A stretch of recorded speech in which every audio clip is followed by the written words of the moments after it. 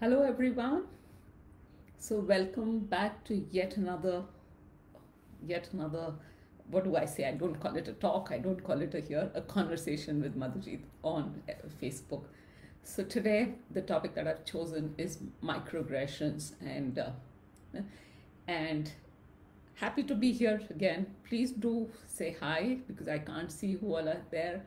Also, don't forget to put your questions there, put your recommendations, and most importantly, if you can put your experiences there, that is what I would like the most. Okay, so before I start on the topic, I'd like to share two experiences of my life. So one is a very fairly recent one about maybe 7 or 8 months ago, pre-COVID era. I was driving in a heavy traffic time, and what happened was that it, indeed it was my mistake. So I do acknowledge that. What happened was I actually hit the car right in front of me. The man gets down from a young guy, it must be in his 30s or something. He gets down and tells me, if you don't know how to drive, why don't you get a driver? What he meant was, you're a woman and you shouldn't be driving, you should have a male driver because women don't know how to drive. So what I told him was, don't ever say that, okay, it was a mistake and I accept my mistake. So fair enough, but what I actually wanted to say is, have you never ever had an experience where a male driver hit your car when it was his mistake? Or have you never ever seen a male driver making a mistake, that if a woman makes a mistake, she shouldn't be driving, she should get a driver? So that was my experience, and being driving for almost close to 30 plus years now, so it doesn't matter to me. It didn't impact me at all. But but somebody, if I were a new driver, it probably would have impacted me like it did. Like, I'll give a next example that was there in my own life. So I must have been in my 9th or the 10th grade, and I had volunteered to speech. I don't even remember the incident, but I remember the way I was told and the way I felt about it. So I had a huge stage fear. So I volunteered to speak up in front of a class. I'd done my homework, I'd prepared a good speech, and it was a good content, and I still remember that. And I spoke up, and when I spoke up, I was stammering or whatever you would think of a person with stage fear would do. So it did happen, and it's in front of 30 students in my class. I hope I remember correctly, 30 students. All right, so this man who was a bully for sure. Of course, at that time, I wouldn't have called him a bully, but he was a bully. And when I reflect back, he is. So he comes up and says, this boy in my class, he comes to me and says, oh, it was a good content, but perhaps you should have asked somebody else to speak. The impact of that statement remained with me for many, many, many years, and I would hesitate to go on the stage to speak up. It continued for the rest of my school life. It continued for my college life. I won't volunteer. It continued for even my career until I took up a career as a trainer, and today look at me. So it took me a long time to come over that one seemingly harmless statement, or why should I say seemingly harmless? I would say a very, very benevolent statement, because he meant very well for me. He didn't want me to be exposed with that kind of a thing. So content is good, so let somebody else speak up. So these are microaggressions. Do you realize, do you understand that what is the impact happening? Now, microaggression as a word was coined by Chester M. Pierce in the 1970s. He was a Harvard University professor, and what he says was, according to him, they were the insults and slights against the black. And what he meant also was against the black done by the white in the United States. So these, according to him, these mini disasters have a pervasive impact on the stability and the peace of the world. I say that again. The mini disasters have a very pervasive and long-lasting impact on the stability and the peace of the world. These words sound very, very harsh, but they are absolutely true. Now, the word was again, I mean, in the recent times, we've seen the words like Black Lives Matters and the White Lives Also Matter, or All Lives Matter. We've seen that, so we're going to talk more about it. And now, in the recent times, the Professor Daryl W. Su has rekindled the entire interest in the word microaggression, and according to him, it is the everyday slights, indignities, put downs, and insults that people of color, women, LGBT community, or those who are marginalized experience in their day-to-day interactions. Once again, everyday slights, indignities, put downs, and insults that people of color, women, LGBT community, or any other marginalized community experience in a day-to-day interactions. Hi Rajni, good to see you again. Thank you for joining in. So in Indian context, we can say it is about religions, it is about regionalism, it is about casteism, it's about social status, the skin color, of course, the size of the car that I have, the address that I live in. So whether I live in context of in context of Hyderabad, we can talk about whether I live in Banjara Hills or whether I live in some basti. So all that, if I become marginalized community, and the everyday biases that I hear about it is what is called microaggressions. Now, some of the examples of microaggressions I can say is that women at workplace experience quite a bit of it. So some of them can be what they call as people don't, in a meeting, if we've heard it, there is enough research that in a meeting women's voice are not heard. That is or if she says something, somebody very, very generously, benevolently actually jumps in and says, what she means to say, which that's called mansplaining. This is also microaggression. It's like telling, okay, you don't know how to explain, I will do it for you. You don't do this work, I will do it. So there are the best of assignments goes to the men, because she may not be able to do it. She may not be able to stay back late. She may not be able to do. She may not be able to. We can't risk her. We can risk. A man can risk. So, and this is workplace slides that we hear. In common, this thing we see, the forms that we fill in will have tick against you're a man or a woman. The transgenders thing has only come in very recently, and not every organization still has it. Then in other forms like PAN card, passports, somebody just won over, needs father's name or husband's name. Can you believe it? Even in today's era, a woman has to be dependent on father or husband.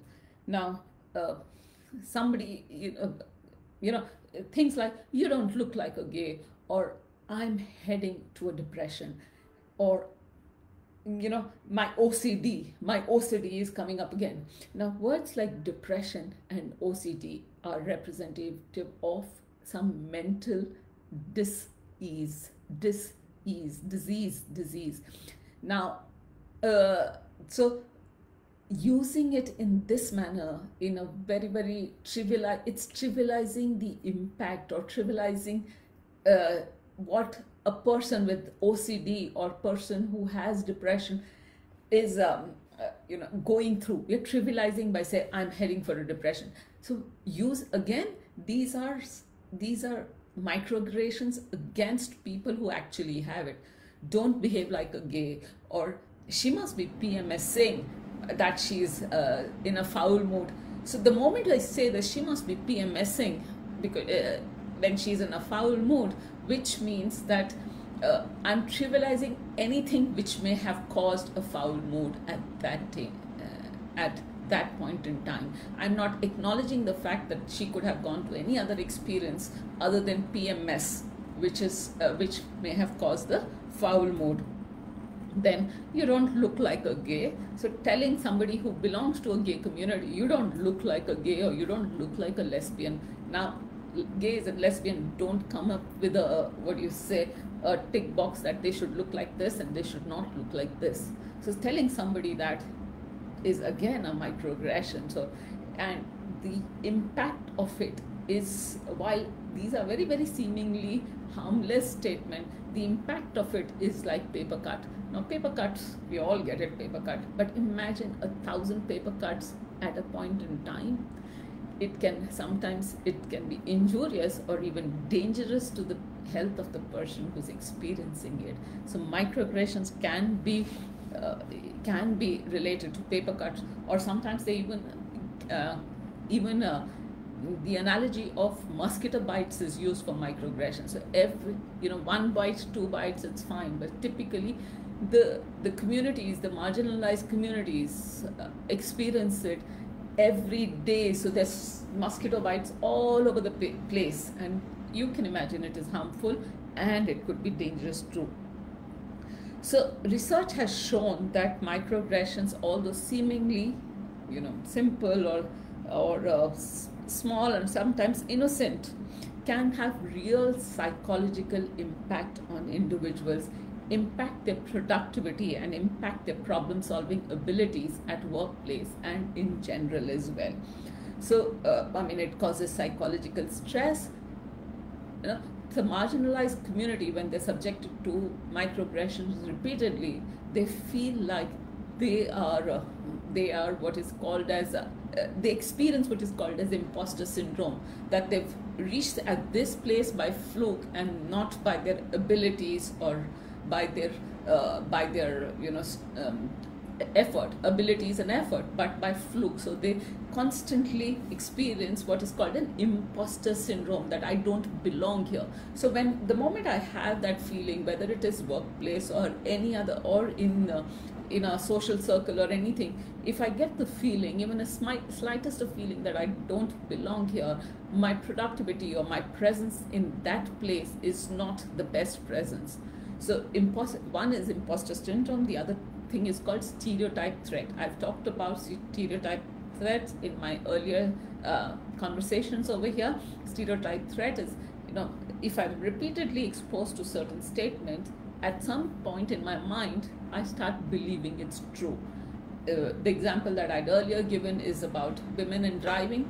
Constant bombardment of the statement that women can't drive and women are not good drivers gives me an experience of it, give me a feeling of that, or in times of stress, that triggers me a thought.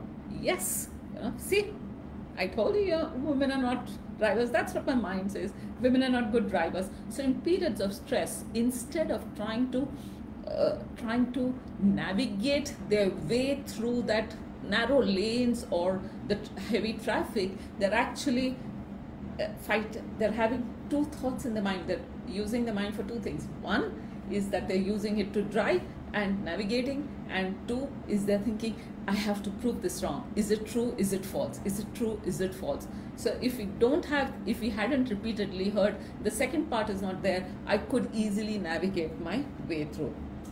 So that's about it. That's about microaggressions, how they're impacting the seemingly absolutely harmless innocent. Now, there are three kinds of microaggressions that researchers Sandra Graham and Brian S. Lowery have shared. The first one is microassault, which is a direct assault on people, which says like, calling out that, oh, don't touch my car, you're going to dirty it. So somebody who's not dressed up well or something, my nephew had experienced that somebody is asking, have you even seen a 5-star from inside? The kind of conversations that school children have. And one of his classmates says, have you ever seen a 5-star from inside? assuming that my nephew was coming from a lower strata in the society. And micro. Hi Bhavna. Hi sister. Good to see you here. Finally, I get you here. Thank you for joining. So I've talked about micro assaults, micro insults. The seemingly benign thing are actually micro insults which people experience. When I visited United States about 2 years back, I was told that this was oh, you're an Indian? You speak pretty good English for an Indian. Now, for me, again, I would say it was a harmless environment. It was single meeting. But if it was workplace, somebody said that to me, that means most of the decisions they would make about me was with the assumption that I don't speak English. And perhaps not given me opportunities in areas which needed which could where I have the strength, but they would look at that I'm an Indian, so probably I may not be speaking such English. So and the third is micro invalidation. So before I go there, Vivekanand says something, I'll read that. Hi Madhujit, microaggression in my view happens always in conversations in office, workspace, etc. I think you would know that. Hi Anil, good to see you. Good to see you here. Vivek says the aggressor isn't even aware of that. That's true. Hey Lorraine, hi from Australia. How's Australia doing?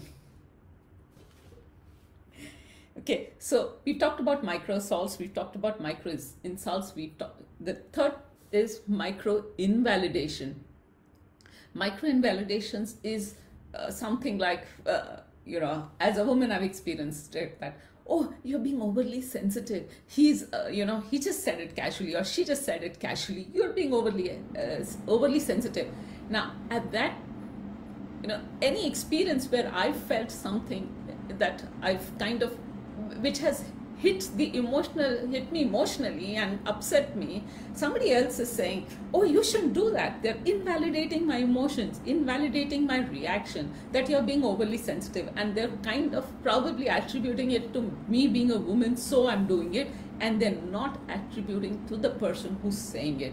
And Vivek, as you said, aggressors are not even aware of it. That's so true.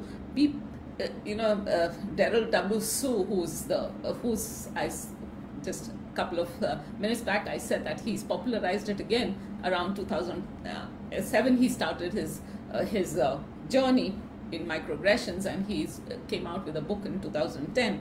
So he says people who are engaged in microaggressions are ordinary folks who experience themselves as good, moral, and decent individuals. So as individuals, they're usually, our microaggressions are usually beyond our conscious awareness. So people like you and I could be engaged in microaggressions sometime, and Vivek, probably you would be too, because when we say since we are good, we are decent individuals, we don't consider ourselves racist or religionist or casteist or sexist or any of these things. But we do happen to say certain things because we don't realize while saying it that we may be the impact of it on other people. So microaggressions, according to Daryl Sue, is our unconscious manifestation of the world view of inclusion, exclusion, or superiority, inferiority. So it is our responsibility to make the invisible visible. So very beautifully he's put, I'd like to say it again, is microaggressions are unconscious manifestation of a worldview of inclusion, exclusion. That is us versus them. So inclusion, exclusion, or inferiority, superiority. Thus the responsibility lies on us to make the invisible visible. And thanks Vivek for validating it. Then So what Daryl W. Sue says is that, you know, first of all, how do we make the invisible visible? First of all, we need to understand that ordinary people like us, anybody here, is can be a perpetrator of a microaggression. So what do? First of all, we have to be on constant vigilance of our own biases. So acknowledge them. If somebody calls out, acknowledge them and understand that unless I acknowledge, I'm going to repeat that behavior again. So being in constant vigilance of what I'm saying, what I'm doing, and the impact of it on others. So Michael Stoll gives, we're talking about, most of my examples so far have been on saying, but we also do many times. For example, Daryl Sue gives an example of somebody, he gives an example of a lady who enters a lift, and in the lift she sees a black man. Suddenly she'll kind of tighten the hold on her purse, giving an indication that all blacks are criminals. And we know in the recent past what's happened in the US, the Black Lives Matter and Everyday Lives Matters. So be aware of our behaviors in presence of people and other groups of people. So Vivek says, especially microaggressions happen with children. You're in class, how can you talk like that, kind of a statement. Oh, Vivek, the whole study around microaggressions, the kind of bullying is a very overt form of microaggression. Many a times they speak, and children have learned what they've seen around them, and they're constantly coming out. So you've given one example that you belong to this class, so you can't say that. But the other kinds, there are so many kinds of bullying. People are actually saying that your skin color, your height, your surname. It's surprising how children of that age imagine that what caste is. Or somebody in Delhi, if you know that there are students, schools have been mandated to take people from schools have been mandated to from lower class of the society. So in school they actually say that, to openly say that, oh, you will not understand this, or you must not have seen this, because they are coming from lower classes or lower social strata of the society. So first is, so I was saying that how do we bring the invisible to visible? First is be on constant vigilance about our own and somebody else's biases. Experiential reality is important in interacting with people. So when we are interacting, what do we experience, or sharing those experiences about what I experience, etc., or sharing that I fear this with you. There's something like I can't think of an example right now, but experiential reality is important. Don't be defensive. So if somebody points out to me, or I've become aware of my microaggression towards others, it's no point becoming defensive about it. We need to understand that it is my microaggression is part of me. So the moment I become defensive, I'll probably have this thing to do it again, because as somebody who feels like I'm a person who's kind of very equitable, now I realize that I've said something to someone which is harmful for them, or which is a microaggression. So it hits me hard and I'm kind of defensive. No, but I didn't mean that. So it's no point getting defensive. Accept, acknowledge that I've said it, and it's much easier, and apologize to the person. Once I do that, perhaps I'll not repeat that again. Then be open to discussions about your own experiences, when I've experienced or when I've perpetrated.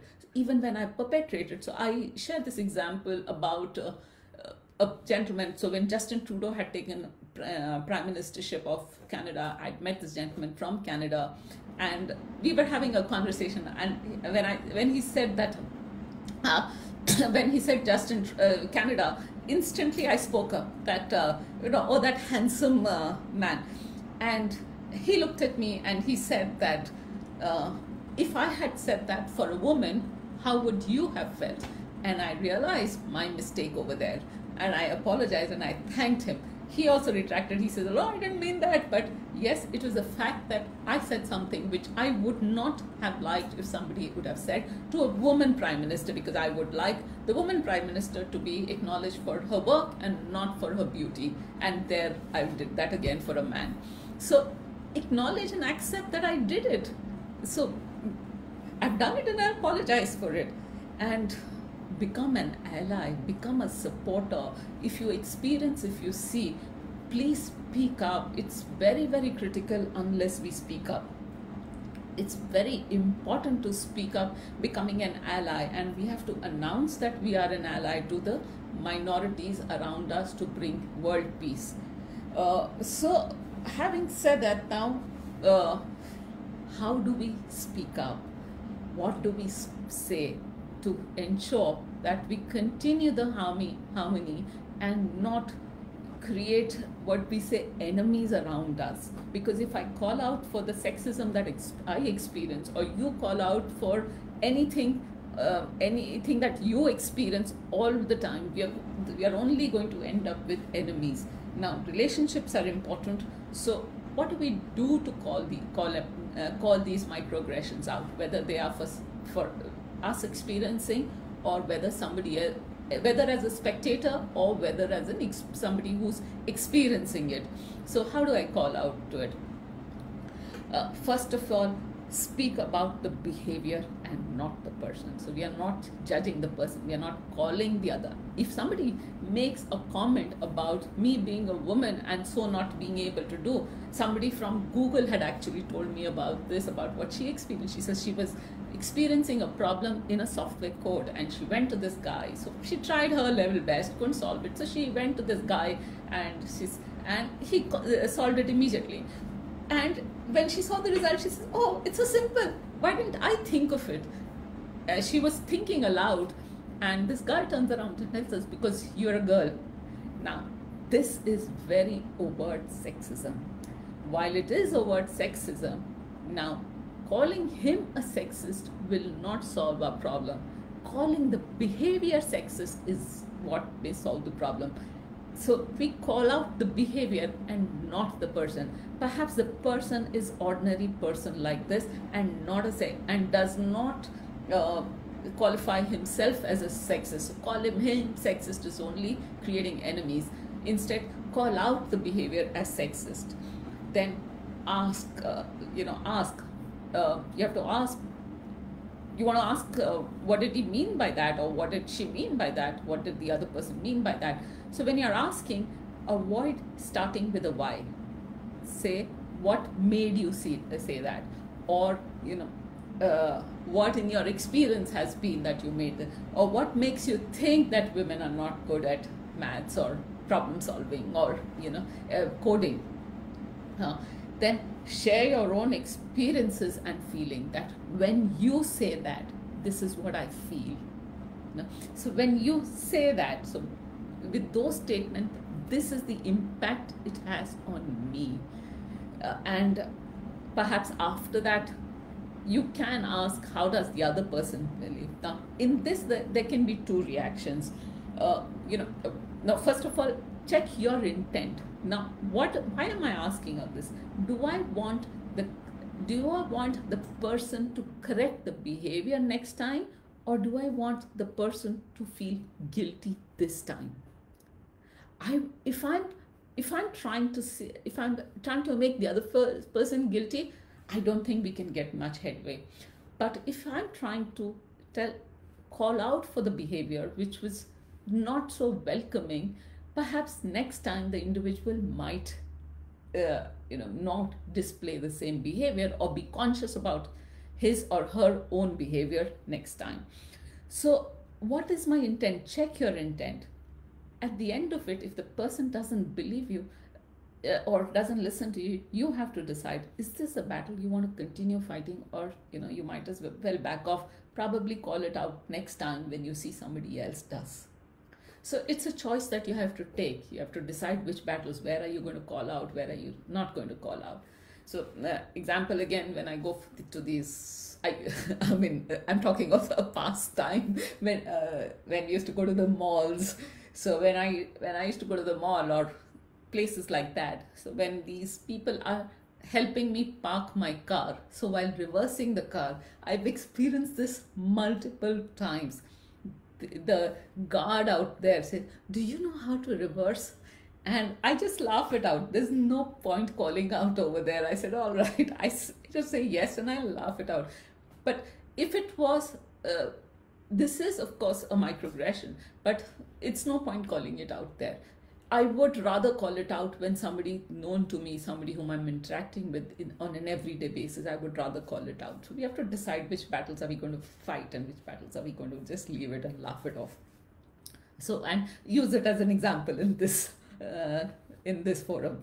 Okay, so once again, I'm going to repeat the steps that we can do by that when we hear or see a microaggression. It says, first, speak about the behavior, not the person. Okay, that is, your behavior is this particular thing. Maybe not even use the word sexist. It's only puts the other person on defensive. And when once my defenses are on, I hardly hear what you're saying. I just kind of looking at defending myself. So your behavior was not appropriate, and talk about its impact on you. So talk about the behavior and not the impact on when you do this, or when you said this, or your statement is this, not you are sexist. So avoid using the word sexist, racist, casteist, religionist, because it only puts the other person on defensive. Avoid, the next question is, maybe ask a little more. And the underline is, why did that person say that? So be careful not to use the why. Again, why puts the other person on defensive. So use a statement like, what did you mean? I mean, what made you say so? Or what is your experiences? Or something like that. Then share, that's the second step. Third step, share your own experiences. And the fourth step, while you're sharing, understand your intent. Whether you want the other person to feel guilty or you want the other person to understand the impact of the behavior and not do it next time. If your intent is the other person feeling guilty, you're not getting much headway. If your intent is that, all right, the person should realize that this has happened this time, it shouldn't happen next time, then I think then we might get some headway.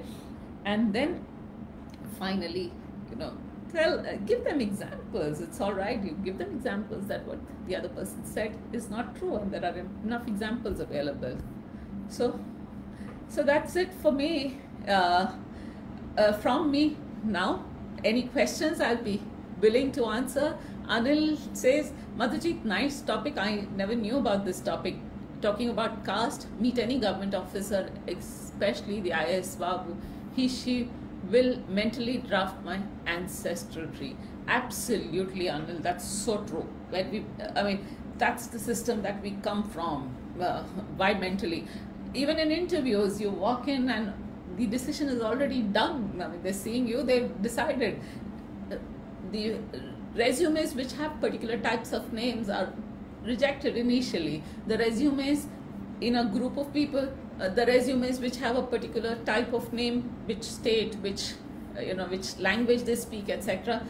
That itself decides, the name itself decides that whether the resume is in or out.